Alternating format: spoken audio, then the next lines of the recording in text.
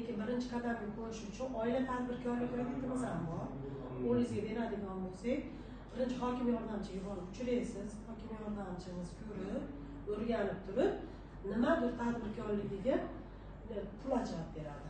Ularni limitida pul ajrab, oila krediti o'zidan bizga kelib tushadi platformada.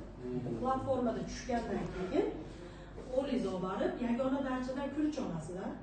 Bu kulich nima degani? Imzolaydi degani. Fuqaroni o'zini kulichi. Onlayn bo'lib qolgan, onlayn tarzda barmoq izida yagona darcha kulich beradi. Hozir har qanday kreditlarimiz ana shu yagona darchadan kulich olgandan keyin fuqaro roziligi degani. Shu roziligi bilan keyin kreditga ariza kiritiladi. Mahalla komitetidan hokim yordamchisiga yuborasizlar. U sizni o'rganib 3 kun ichida skoringdan ko'rib chiqadi. Bizga tushadi. Biz shartnoma skoring nima? Qarzi bor, shunaqa bo'ladi. Shu darajada ko'rib chiqqandan keyin bizdan yana imzolanib, keyin plastik kartaga bo'ladigan bo'lsa 10 milliongacha beramiz.